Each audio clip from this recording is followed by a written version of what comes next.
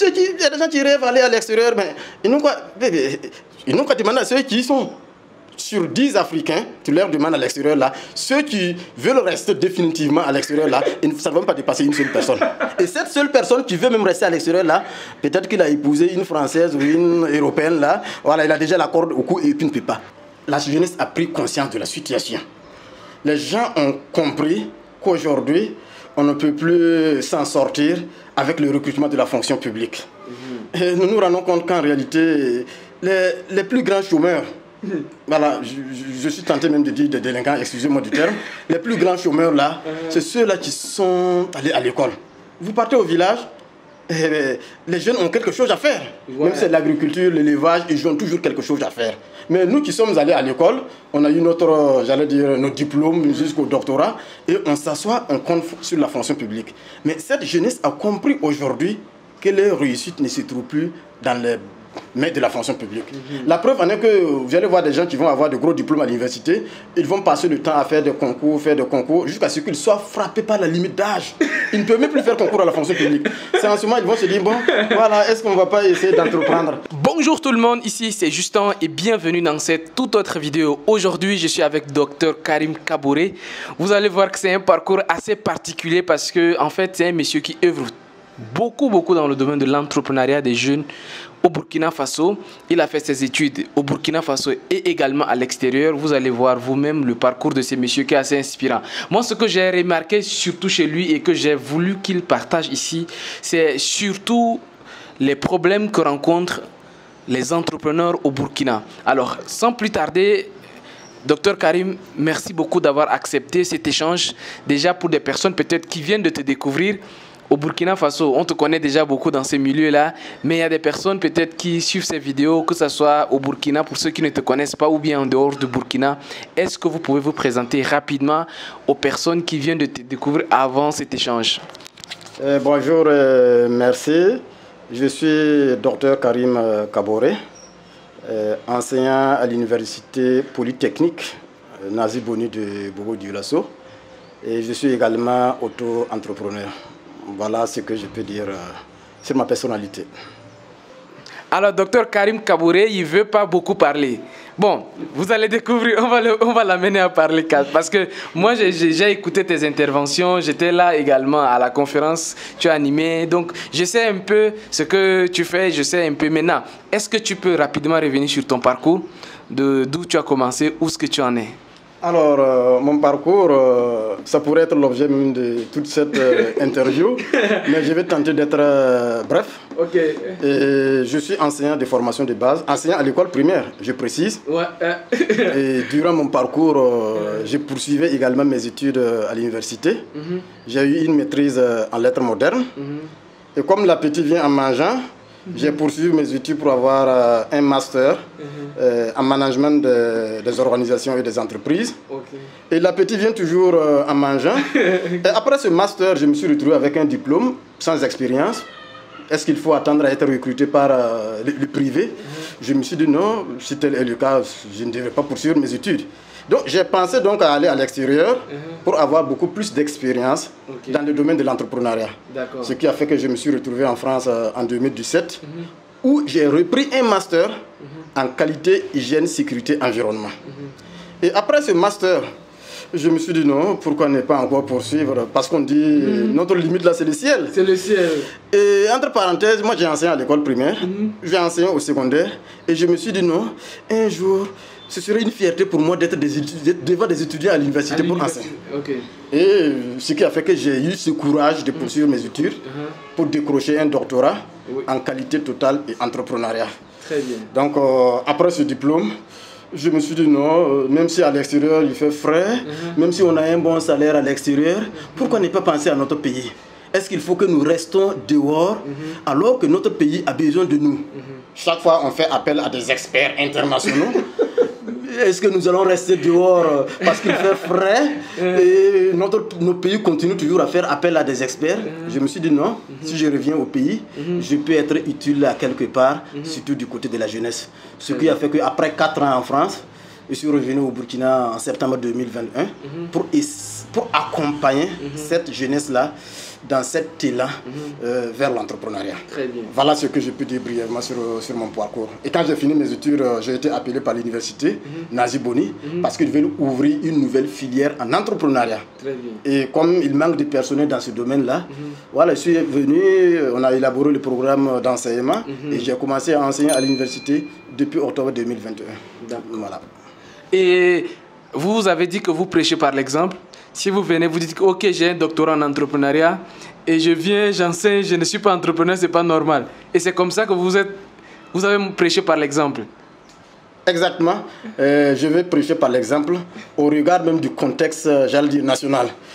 Au Burkina, quand tu dis que tu es coach, tu es consultant, les gens aiment voir qu'est-ce qu'il a fait de façon concrète. Ouais. Est-ce que ce n'est pas la théorie qu'il est en train de prêcher aux gens? Moi, je me suis dit non, il faudrait que j'aille au-delà de cette théorie-là pour montrer aux gens qu'il ne s'agit pas seulement de la parole, mais de l'acte. Okay. Ce qui a fait que bon, moi, j'ai ouvert une unité de production de couches bébés et des serviettes hygiéniques féminines, lavables et réutilisables. En rappel, j'ai un master en environnement. On va revenir sur ça tout à l'heure. Donc je ne voudrais pas cette innovation. Cette innovation, ok. Voilà. Donc j'ai ouvert l'atelier là pour lier la théorie à la pratique. À la pratique. Voilà. Donc au-delà de la formation que vous dispensez un peu partout, parce que vous êtes également consultant, on vous sollicite de partout, que ce soit ici à Ouaga, à Bobo-Dioulasso, on vous sollicite très souvent. Mais vous avez, au vu de toutes ces occupations, quand même, ça ne vous a pas poussé à mettre de côté l'entrepreneuriat même pratique. Alors, il y a des personnes qui se posent des questions ici, généralement. Quand on parle de l'entrepreneuriat au Burkina Faso, en Afrique, les gens ils pensent que c'est du tout, c'est peut-être entreprendre, c'est un maçon, qu'il faut un entrepreneur. En fait, il y a un cliché, en fait, une manière de voir les choses qui n'est pas ça. Vous qui aujourd'hui, ça fait déjà à peu près 1 an que vous êtes revenu avec votre doctorat en entrepreneuriat, que vous êtes ici, quels sont les constats que vous avez déjà faits? Alors, de mon retour en France, j'ai effectivement fait un constat. Et cette jeunesse-là, contrairement à ce qu'on pense, la jeunesse ne dort plus sur ses lauriers. La jeunesse essaie, la jeunesse a pris conscience de la situation. Les gens ont compris qu'aujourd'hui, on ne peut plus s'en sortir avec le recrutement de la fonction publique. Et nous nous rendons compte qu'en réalité, les plus grands chômeurs, voilà, je suis tenté même de dire des délinquants, excusez-moi du terme. Les plus grands chômeurs là, c'est ceux-là qui sont allés à l'école. Vous partez au village, les jeunes ont quelque chose à faire. Ouais. Même si c'est l'agriculture, l'élevage, ils ont toujours quelque chose à faire.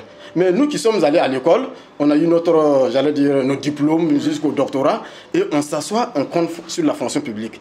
Mais cette jeunesse a compris aujourd'hui que leur réussite ne se trouve plus dans les mais de la fonction publique. La preuve en est que vous allez voir des gens qui vont avoir de gros diplômes à l'université, ils vont passer le temps à faire des concours, jusqu'à ce qu'ils soient frappés par la limite d'âge. Ils ne peuvent même plus faire concours à la fonction publique. C'est en ce moment ils vont se dire, bon, voilà, est-ce qu'on ne va pas essayer d'entreprendre? Comme si l'entrepreneuriat était, j'allais dire, le champ de ceux qui ont échoué dans leur vie. L'entrepreneuriat ne doit pas être notre dernier recours. La jeunesse commence à prendre conscience. Mais ce qui leur manque là, c'est cet accompagnement.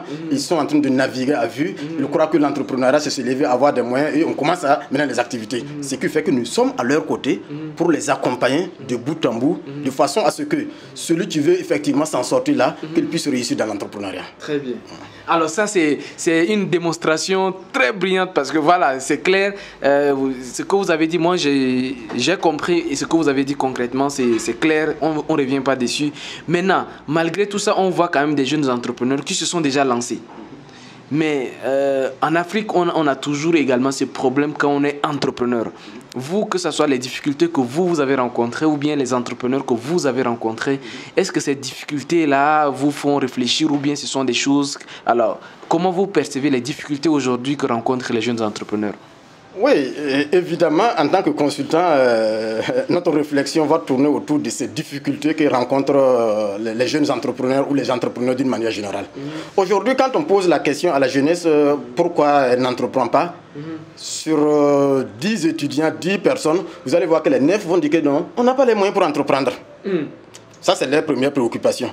Et ceux qui se disent avoir les moyens, ils ont les moyens, ils commencent à entreprendre sans faire une étude du marché, une étude de faisabilité. Donc, ils s'étonnent donc que l'entreprise qui a été construite là s'écroule même avant même la première année même de célébration même de leur anniversaire. Donc, je peux dire que la difficulté majeure que les entrepreneurs rencontrent ici, c'est qu'il n'y a pas une étude à proprement parler. Ils croient que non, on entreprend, on a les moyens, on s'élève seulement, on commence à construire et ils sont étonnés. Donc nous sommes là effectivement pour leur dire qu'en réalité, c'est toute une école. Hein. L'entrepreneuriat, c'est toute une école. Quand on ne connaît pas, il faut s'approcher de ceux qui savent là. Et, ils vont jeter, j'aime le dire dans notre langue, dans notre jargon, ça veut dire que jeter le courri du blanc. Ça veut dire que nous, on essaie, vous venez avec votre préoccupation, votre projet. Nous, on essaie de tamiser, voir, de projeter, voir est-ce que ça va marcher ou pas.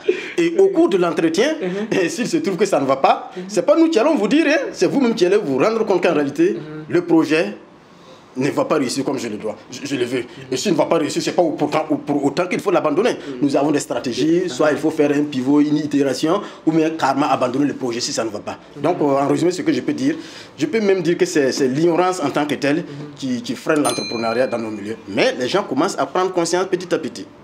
Très bien. Alors, c'est clair. Mais en fait, tout de suite, quand vous étiez en train de parler, il y a une question qui m'arrive à la tête. Vous, comme vous dites, vous êtes consultant, les gens ils vous consultent de plus en plus et vous ne faites que grandir au vu des activités que vous faites, vous diversifiez vos activités. Maintenant, pour quelqu'un qui veut se lancer dans l'entrepreneuriat au Burkina Faso, est-ce qu'il y a des opportunités? Pour quelqu'un qui regarde cette vidéo, qui dit qu'il va contacter Dr Karim Kaboré pour voir les opportunités qui se trouvent aujourd'hui au Burkina Faso pour se lancer, qu'est-ce que vous allez lui dire? Mais les opportunités se trouvent partout. Vous allez voir des gens qui appellent, tu m'appelles pour demander, docteur, dans quel domaine on peut entreprendre au Burkina, quel est le domaine porteur. Moi, je leur dis toujours, il faut entreprendre là où tu aimes exercer ton activité, ce que tu aimes faire là, quand tu le fais avec satisfaction. C'est comme je l'ai dit, hein, moi je suis très fier quand je suis devant un public en train d'enseigner. Je me demande. Ça se sent quand vous parlez un peu. Oui, même après ma mort, même si on pouvait m'autoriser même à enseigner, même j'allais dire, j'allais le faire. Hein. J'aime enseigner, même sans arrière-pensée. C'est un réel plaisir pour moi de d'enseigner. Et comme j'ai dit à la jeunesse là, si vous voulez entreprendre, il faut chercher le secteur d'activité où vous vous trouvez à l'aise. Et là, vous allez vous rendre compte que vous allez l'exercer sans souci particulier. Et parlant d'opportunités, nous qui avons fait des études dans le domaine de l'entrepreneuriat, quand on circule, on se déplace, mais à tout bout de champ, les projets sont là. Hein. Vous voyez on voit partout, même, souvent il y a des projets qui nous interpellent. Viens. Voilà, on voit partout, il y a quelque chose à faire. Mais les gens sont là et ils croient que non, cette activité, c'est une activité pour ceux qui n'ont pas fait les études, ainsi de suite. Moi, il m'arrive de monter sur ma moto, aller prendre des charges. Hier, je suis allé acheter du matériel au grand marché. Dans les échanges, quand j'ai dit à l'intérieur que je suis enseignant à l'université, il ne s'en revenait pas. Il dit non, c'est pas vrai. Un enseignant à l'université ne peut pas venir. Ne fait pas ce business-là. Donc, pour dire qu'en réalité, chez nous, nous avons toutes les opportunités ici. Et comme pour répéter, quelqu'un qui l'a dit, dans les années à venir, l'Afrique sera vraiment la terre d'immigration de tout le monde. Nous avons des opportunités. Et ça commence à venir. Les gens ont commencé à pénétrer l'Afrique pour explorer certaines opportunités. À l'extérieur, moi j'étais en France, mais tu vas passer des semaines et des semaines à chercher une opportunité. Le jour que tu vas l'avoir, tu vas te rendre compte que non, c'est déjà exercé par plusieurs personnes. Mais ici, on a l'impression que notre continent est vierge en matière d'opportunités. Partout où nous allons, on ne peut pas en citer. Parce que quand on va citer, les gens vont dire que non, il y a telle personne qui fait déjà ça, il y a telle autre personne qui fait déjà ça. Mais on ne peut pas trouver, j'allais dire, le plus important dans l'entrepreneuriat, ce n'est pas la création. Il ne faut pas vouloir inventer ce qui n'existe pas, mais c'est le caractère innovant. Quelque chose, moi j'étais avec quelqu'un chez un grilleur de poissons. Ce dernier avait plus de 20 employés. Et la dame me dit non, qu'elle veut entreprendre, mais elle ne sait pas dans quel secteur d'activité elle va entreprendre. Je lui dis non, tu vois ce grilleur de poissons qui a 20 employés, si on me donne un lopin de terre à 3 mètres de lui, je n'ai pas peur de faire le même poisson à côté de lui. Il suffit seulement d'innover et on va réussir. Donc pour dire qu'en Afrique là, nous avons sur tous les secteurs d'activité, nous avons effectivement ces opportunités pour entreprendre. Très bien. Alors on va revenir un peu sur ce que tu es en train de faire, même si on ne te demandera pas de dévoiler un peu tes activités. Mais je vois que tu es dans l'innovation. Et pour confirmer ce que tu as dit, rester dans l'innovation, aujourd'hui tu es dans des couches lavables réutilisables. Comment tu en es arrivé à ce niveau? Alors, les couches lavables et réutilisables pour femmes et pour enfants, J'en suis arrivé parce que d'abord je suis titulaire d'un master en environnement. Et comme je l'ai dit, un diplôme qu'on prend, on les range ou on les dépose sur la table, et la poussière, voilà, se dépose là-dessus. Nous ne méritons pas ce diplôme. Nos diplômes, nous devons les mettre en valeur. C'est écœurant chez nous en Afrique, bon je ne dirais pas en Afrique, hein, je dirais au Burkina où je connais mieux, que des gens vont sortir de leurs études avec les diplômes, ils ne savent pas concrètement ce qu'ils vont faire de leurs diplômes. Je disais aux étudiants tout récemment, j'ai dit non, si quelqu'un d'entre vous sort avec son vélo et il se trouve que bon, la roue là est en train de frotter les cadres, là, on lui donne des clés pour qu'il redresse la roue, il ne serait pas capable de le faire. Alors qu'ils se disent non, voilà, je suis dans l'enseignement technique, j'ai fait. On connaît toute la chimie, quand on va demander le moteur à 4 temps, ils vont tout citer. Mais de façon concrète, qu'est-ce qu'on peut faire? Donc moi j'ai voulu effectivement mettre ce diplôme en valeur en créant une petite unité de fabrication de couches bébés lavables et réutilisables. J'ai appris à fabriquer ça en France et quand je suis arrivé ici, bon, j'ai implanté l'entreprise. Ce serait une fierté pour moi, effectivement, bon, de pouvoir fabriquer ça, d'embaucher quelques personnes qui, à la fin du mois, pourront avoir quelque chose, créer de l'emploi et puis subvenir à leurs besoins. C'est vraiment une satisfaction pour moi de créer cette activité. Autre chose, docteur Karim, c'est que vous êtes tellement généreux dans ce que vous donnez, que vous faites des tournées même un peu partout dans le milieu estudiantin pour partager votre connaissance. Oui, effectivement, je fais des tournées de conférences, d'animation et de sensibilisation, d'éveil de la conscience, j'allais dire africaine et particulièrement burkinabé. J'anime des conférences dans les établissements d'enseignement secondaire, dans les universités, et sur des thématiques, j'allais dire, entrant dans le cadre de l'entrepreneuriat et de l'immigration clandestine. Et lors de mes tournées, moi j'ai principalement deux objectifs quand je vais pour animer une conférence. C'est dur aux Africains, aux Burkinabés là, que nous avons pleinement d'opportunités chez nous. Il ne faudra pas qu'on dorme croyant que le salut va venir d'ailleurs. Et en plus aussi, je suis en train de veiller leur conscience là, dans les études. Voilà, parce que bon, quoi qu'on dise, ceux qui ont cette possibilité d'aller le plus loin possible, là, qu'ils aillent le plus loin possible. Mais ceux qui ne savent pas, à un certain moment, il faut savoir s'arrêter là où ça ne va pas. Tu as fait le BP 3 fois, ça n'a pas marché, 4 fois, 5 fois, 10 fois, ça n'a pas marché. Mais c'est un trophée ou mais c'est quoi? À un certain moment, s'ils se rendent compte que ça ne va pas, il faut t'arrêter et puis voir qu'est-ce que tu peux exploiter de tes 5 doigts, ce que tu as appris jusque-là, comment tu peux mettre ça en valeur. Ça veut dire découvrir le feu sacré. Ça veut dire que le feu sacré, comme un savant le disait, ça veut dire que c'est les talents que chacun de nous dispose. Et si on arrive à découvrir ce feu sacré, il dit qu'on peut prendre part à un concours international. Mais beaucoup d'entre nous ne savent pas effectivement leur point fort. Et quand j'anime des conférences, il y en a qui m'appellent, oui, docteur Kaboré, on voudrait que tu viennes animer des conférences chez nous. Quelles sont les conditions? Je dis, j'ai deux conditions.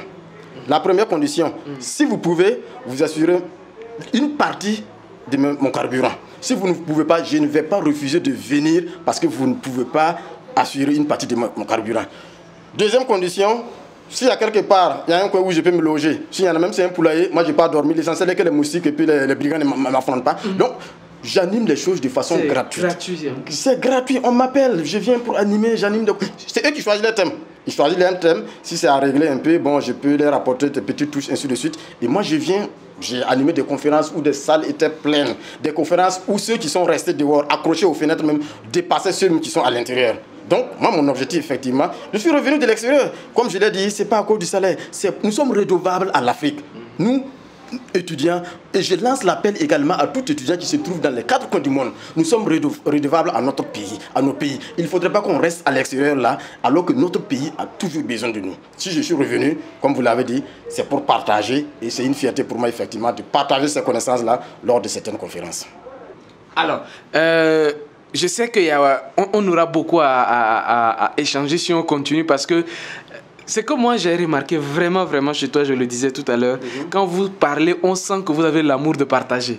Quand vous parlez, on sent que vous êtes faite pour transmettre en fait. Ça se voit, vous avez une méthode très facile de dire les choses, très facile à faire comprendre les choses.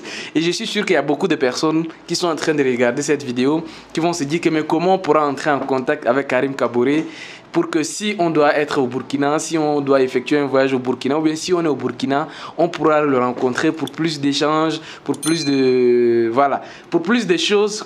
Qu'est-ce qu'on fait? Comment on te contacte? Bon, pour me contacter, d'abord sur les réseaux sociaux, à travers Facebook, on peut avoir mon profil. Voilà, Kaboré Karim. une fois que vous arrivez au Burkina également. Bon, je ne suis pas connu dans les 4 coins du Burkina, étant donné que j'ai fait 4 ans en France et je suis revenu. Je ne dis pas que je suis étranger, mais je suis à mes premiers pas. Mais mon souhait, avec bien sûr votre collaboration, est que dans 2 ans, 3 ans, même si on arrive au Burkina, on demande à un enfant de 3 ans là, qui est Dr Kabouré Karim? Ah oui, je le connais très bien. Ça, c'est mon souhait le plus, vraiment, le souhait qui me tient à cœur. Donc, pour prendre la tâche avec moi, voilà, je suis joignable avec mon numéro de téléphone. Ok. Voilà, donc, vous pouvez dire le numéro et puis on va l'écrire aussi pendant la vidéo. Ok, voilà, le numéro c'est plus 226. Plus 226, 60... on est au Burkina. Oui, on est au Burkina. Voilà. Plus 226. Plus 226, 76, 78, 95, 01. Voilà, c'est également mon numéro WhatsApp. C'est le WhatsApp aussi. Voilà, à tout moment, on peut me joindre. Hein. Même à minuit, n'hésitez pas à me toucher parce que je suis content quand on m'appelle à 1h du matin pour dire que non, j'ai tel ou tel problème. Et je ne vais pas passer par 1000 chemins pour vous donner des conseils. Donc, voilà, je n'ai pas d'heure limite d'appel. À tout moment, on peut me joindre par ce numéro. Oui. Non, en fait, c'est que moi j'aime chez toi, docteur, c'est que c'est ton ouverture d'esprit. Tu es ouvert à partager. Et ça, en fait, moi, ça me rassure que si je mets ton numéro ici, quelqu'un, il appelle pour voir comment investir au Burkina, comment se prendre pour se lancer dans telle ou telle activité, avec toutes les activités de recherche que vous avez faites, vous mettez ça quand même à la disposition des jeunes un peu partout au Burkina, à Ouaga, à Bobo, ainsi de suite. Vraiment, c'est ce côté-là qui me pousse à vous présenter ici pour que des personnes qui veulent vraiment faire du business au Burkina, qu'ils aient au moins quelqu'un avec qui commencer. Donc, merci beaucoup d'avoir accepté cet entretien. Je ne sais pas si tu as encore quelque chose à dire, je te laisse la parole. Bon, mon dernier mot, c'est, j'allais dire, m'adresser à cette jeunesse africaine. Surtout la jeunesse scolaire et estudiantine. J'ai toujours dit, l'école c'est bien, mais il ne faudrait pas que nous prenions le diplôme comme une finalité. L'école doit ouvrir notre esprit.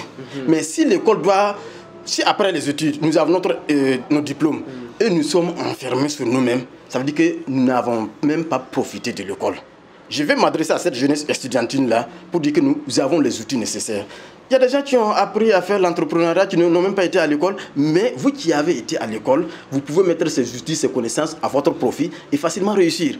Il ne faudrait pas qu'on pense que, j'allais dire, notre réussite là, se trouve ailleurs. C'est ici. Raison pour laquelle moi j'ai nommé mon entreprise Fasoprenariat. Fasoprenariat. Oui, oui. Fasoprenariat, ça veut dire qu'on peut entreprendre au Faso. Faso, c'est un mot djoula qui veut dire chez nous, la maison de mon père. Pour dire qu'on soit au Sénégal, qu'on soit au Togo, au Bénin, au Niger, on peut réussir en restant chez soi. On n'a pas besoin d'aller à l'extérieur. C'est souffrant. Il y a des gens qui rêvent d'aller à l'extérieur, mais ils n'ont qu'à demander à ceux qui y sont. Sur 10 Africains, tu leur demandes à l'extérieur là, ceux qui veulent rester définitivement à l'extérieur là, ça ne va même pas dépasser une seule personne. Et cette seule personne qui veut même rester à l'extérieur là, peut-être qu'il a épousé une Française ou une Européenne là, voilà, il a déjà la corde au cou et puis ne peut pas revenir. Sinon, nous avons pleinement d'opportunités ici et ici nous pouvons vivre à l'aise. Il suffit seulement de s'approcher de ceux qui connaissent un peu, ceux qui ont des études dans le domaine de l'entrepreneuriat, on vous accompagne et vous allez réussir sans souci. Voilà. Donc c'est le dernier mot que je peux dire, voilà, à l'adresse de ceux qui nous écoutent. Merci beaucoup, docteur Kabouré Karim. En tout cas, c'est un honneur de nous ouvrir l'esprit, de t'ouvrir comme ça. Quand des choses sortent de ta bouche, c'est toujours des choses qui encouragent, qui motivent et qui montrent la voie. Merci beaucoup pour cet échange. J'espère qu'on va se revoir très bientôt ici à Ouaga. C'est vraiment avec beaucoup de satisfaction que je viens de finir cet entretien avec vous.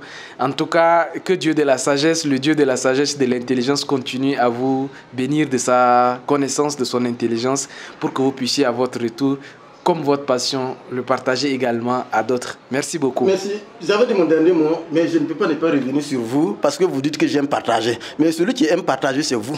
Vous avez quitté le Sénégal pour venir au Burkina ici, pour une conférence, j'allais dire même gratuite, parce que vous n'avez rien. J'étais à la conférence. C'est ma toute première fois de vous voir, mais c'est comme si on s'est connus depuis des décennies. Vous êtes déplacé venir au Burkina ici, animer une conférence gratuite. Et en plus, vous avez fait des tournées encore pour animer autre chose. Je ne vous ai pas appelé de venir dans mon bureau. C'est vous qui êtes venu pour échanger avec moi. Je peux dire, celui qui aime beaucoup plus partager, ce n'est pas moi, mais c'est vous. Je vous dis merci. Que Dieu vous donne longue vie dans vos projets. Et je crois que c'est ensemble que nous allons pouvoir effectivement accompagner la jeunesse africaine là à réussir les activités. Merci beaucoup. C'est ensemble qu'on pourra aller loin. Les abonnés, merci beaucoup. Allez-y, contactez Karim. Si vous voulez faire du business au Burkina, c'est un entrepreneur que je vous recommande. Il est non seulement entrepreneur, mais comme vous l'avez deviné, vous l'avez écouté, il est également dans l'accompagnement, l'encadrement, la recherche, le développement, l'innovation. Vraiment, c'est quelqu'un que je vous recommande de prendre attache avec lui si vous voulez faire du business au Burkina. Quant à moi, je vous dis à très bientôt. Au revoir et à très bientôt. Ciao, ciao.